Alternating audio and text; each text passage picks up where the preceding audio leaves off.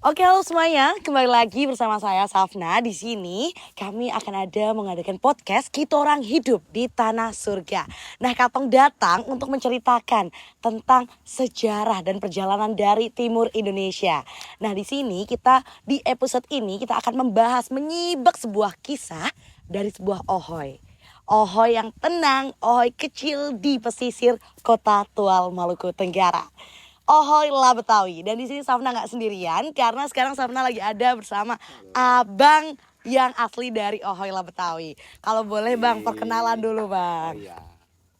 Perkenalkan buat semua teman-teman dan para pengguna media nantinya yang melihat video ini nantinya. Perkenalkan, nama saya Musairo Rengur. Nah, sering disapa di Desa La Betawi ini sendiri sebagai Uca. Oke. Nah, kalau boleh tahu nih Bang Uca, peran Bang Uca di Ohoy La Betawi itu seperti apa sih sebetulnya? Nah, alhamdulillah saya cerita dulu nih. Kalau saya dulu itu biasa-biasa saja sih. Oh, biasa-biasa Biasa-biasa aja. saja. Oke. Nah, biasa-biasa saja dalam hal ini nggak punya pekerjaan apa-apa. Dan juga ya sama seperti pemuda-pemuda pada umumnya. Masih ngawur, nggak ada aktivitas apa-apa yang jelas gitu. Nah, setelah itu saya berpikir ya harus kuliah. Nah, setelah kuliah 2017 dan diselesaikan pada tahun 2022, alhamdulillah saya beristirahat selama kurang lebih itu 1 tahun dan dipercayakan oleh orang tetua di kampung untuk kemudian masuk dan bekerja di Desa La Betawi itu sendiri. Nah, jadi aktivitas saya sekarang ini sebagai salah satu perangkat desa yang saat ini disebut atau dikenal dengan BSO. Nah, dulunya itu dikenal dengan BPD. Nah, tapi karena adanya perubahan nomenklatur sehingga sekarang sudah disebut dengan BSO. Oke, berarti seperti yang teman-teman tahu ya, kalau Bang Uca ini di La Betawi ini sebagai salah satu perangkat BSO. Nah, kalau ngomong-ngomong nih Bang tentang La Betawi, apa sih yang ngebuat Abang bangga dengan La Betawi itu sendiri? Jadi saya bangga sama Desa La Betawi ini karena memang Desa La Betawi ini dia memiliki keunikan tersendiri. Yang paling pertama kita ketahui bahwa Desa La Betawi ini dalam persoalan kehidupan kesehari-hariannya itu paling mengedepankan Fangnanan dan Aini Ain. Wah, apa tuh kalau boleh tahu Nah, nih? kalau Fangnanan itu satu menyayangi satu. Nah, sama juga tuh kayak Aini Ain. Nah, satu untuk satu. Kalau peribahasanya Bhinneka Tunggal Ika ya Bang? Ya, Bhinneka Tunggal Ika. Oke, Berbeda-beda tetap satu. satu. Oke. Aini Ain dan apa Bang tadi? Fangnanan. Fangnanan. Fangnanan Itu bahasa rasa K ya, sayang, Bang? iya. Oh, oke. Gitu. Nah, kan tadi sudah diceritakan bagaimana kebanggaan Abang Uca di Ohoy La Betawi itu sendiri. Kalau boleh tahu Bang, keseharian masyarakat yang ada di La Betawi itu sebagai apa sih sepertinya? Nah, keseharian masyarakat Desa La Betawi itu sendiri dia bervariasi sih sebenarnya. Ada yang beraktivitasnya nelayan, ada yang perkebunan atau tani, ada yang ojek juga. Jadi aktivitasnya memang bervariasi. Dan aktivitasnya banyak-banyak terkait alam juga ya Bang. Karena jujur Safna di belakang posko La Betawi itu sering banget ngelihat nelayan-nelayan baru mau pulang, baru mau berangkat kayak gitu ya Bang. Memang sering sekali. Nah, kalau boleh tahu nih, sebetulnya apa sih tradisi atau kebiasaan unik dari Ohoy La Betawi itu sendiri? Ada nggak Bang? Nah, yang paling unik di Desa La Betawi itu sendiri, kalau untuk saya ini dia lebih ke tradisi ya. Karena di Tual itu sendiri ya hampir sama sih dengan setiap desa-desa yang lainnya. Nah, tradisi yang paling unik di sini itu Yelim. Yelim. Iya. Apa itu? Yelim. Apa itu Bang? Jadi Yelim itu dia kayak suatu kebiasaan yang sudah dilakukan dari sananya, kayak gitu. Maksudnya udah dari sananya memang. Jadi misalkan nih, ada keluarga atau ada tetangga rumah yang mau menikah atau ada mau pokoknya hajat apalah gitu. Nah, itu kadang-kadang walaupun gak ada uang tetap harus dipaksakan untuk Yelin. Oh, Yelin. Mm-mm. Oke. Kekeluargaan ya, Bang. Ya, berarti dia ya. lebih begitu. Jadi itu menjadi suatu tradisi, Oh, kebiasaan memang. berarti sudah menjadi turun-temurun Turun banget ya, temurun. Bang? Dengan Lah Betawi. Jadi gitu. Oke. Nah, Safra juga pernah dengar kemarin sempat nyari-nyari kalau ada yang namanya adat di KI itu tentang batas tanah dan saudara perempuan. Ya. Itu sebetulnya boleh dijelaskan nggak, Bang? Itu tuh apa gitu loh? Nah, kadang-kadang itu ada statement atau ada kalimat yang keluar bahwa saya mati karena batas tanah dan saudara perempuan saya. Wah, apa tuh? Masih bingung nih, Bang. Itu sebenarnya kalimat-kalimat yang kemudian diambil dari kejadian atau realita yang terjadi memang di sini. Nah, penyerobotan lahan. Oke. Ya, penyerobotan lahan itu dia bisa mengakibatkan yang namanya kematian. Jadi saling mengklaim satu sama lain dan apa ya, pokoknya saya punya, dia klaim dia punya. Nah, di situ jadi pertikaian, di situ jadi perkelahian sampai mengakibatnya yang namanya kematian. Oke. Nah, itu sebenarnya itu telah diatur dalam salah satu pasal yang berada di Kota Tual, ya, pasal hukum adat Larbulu Ngabal. Itu dia ada pada pasal 7 yang berbunyi hera ini entup fo ini. Wah, apa tuh artinya? Susah banget nih kayaknya nih. Nah, jadi itu kepunyaan saya itu tinggal menjadi kepunyaan saya. Oke. Berarti apa yang milik saya itu ya milik saya gitu ya, Bang? Jadi, sorry. Hera ini entup fo ini. It did entup fo it did. Jadi ya kayak gitu. Kepunyaan orang itu tinggal menjadi kepunyaan orang, dan kepunyaan saya ya tinggal menjadi kepunyaan saya. Nggak boleh diganggu gugat di situ. Nggak bisa saling mengklaim ya, Bang? Iya, nggak Berarti boleh ya. saling mengklaim satu sama lain. Oke, tadi juga sudah dijelaskan itu beberapa adat dari Tanah Kei itu sendiri, apalagi juga masih ada di Ohoy Lah Betawi itu sendiri. Nah, sekarang kita next ke pertanyaan selanjutnya. Bentar. Apa Nah, saudara perempuan. Oh iya, belum. Nah, mati karena saudara perempuan itu karena di Kota Tual itu sendiri ada salah satu pasal yang mengatur tentang perempuan itu sendiri.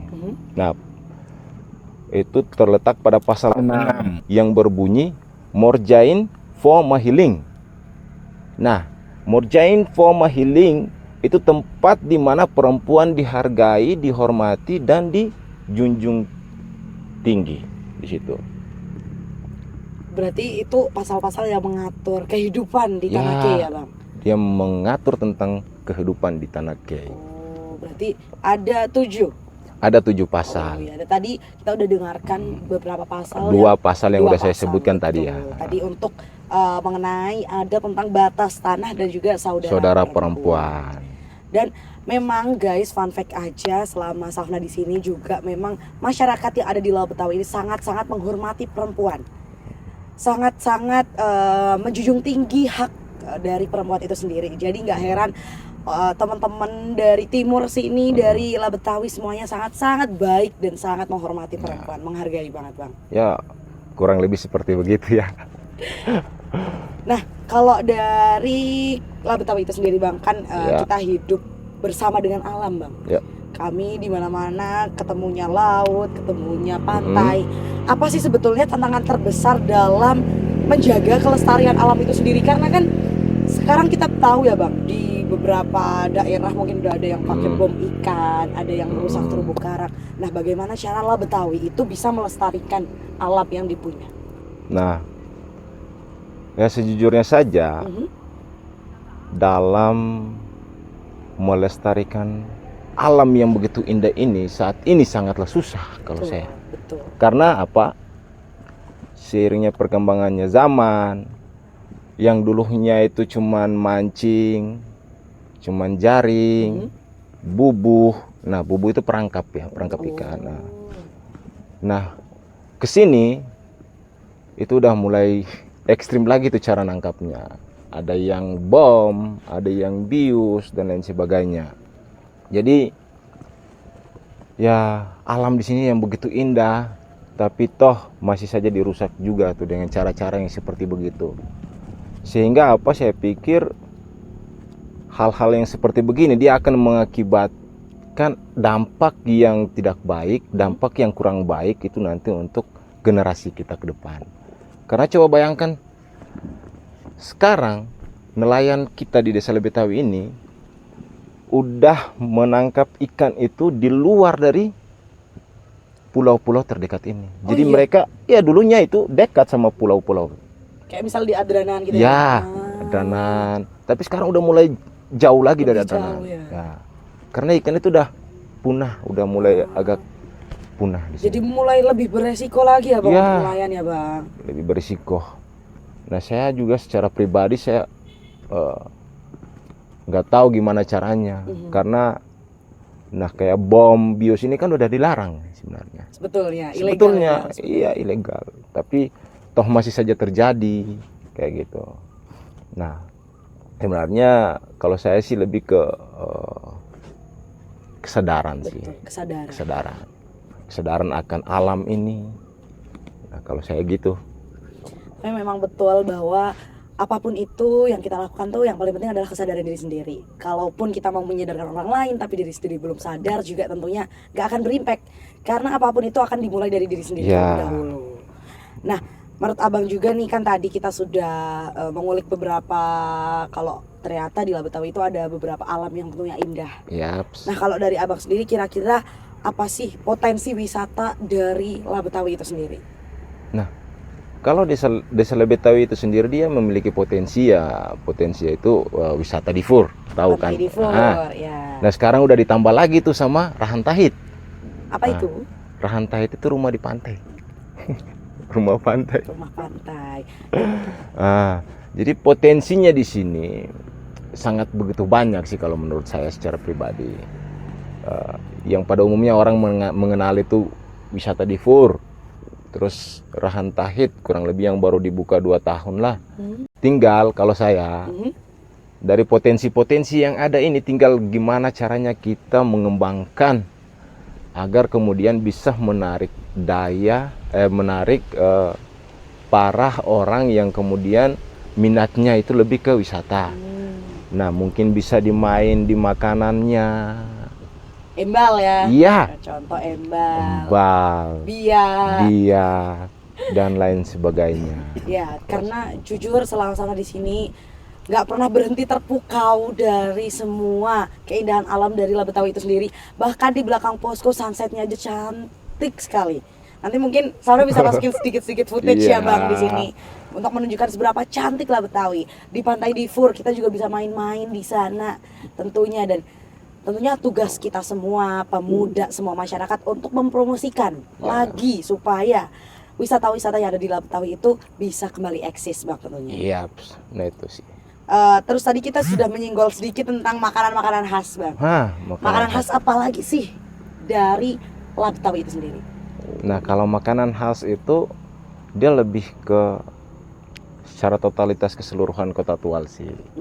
Kayak embal. Ya, embal itu makanan khas Kota Tual atau orang Kei, makanan khas orang Kei. Nah, sayur sirsir. Sayur sirsir ditambah ikan bakar. Mantap banget. Dan kemudian itu sebut itu sambal atau disebut bahasa Kenya itu bilang totoy. Oke. Sama ini Bang, anggur laut.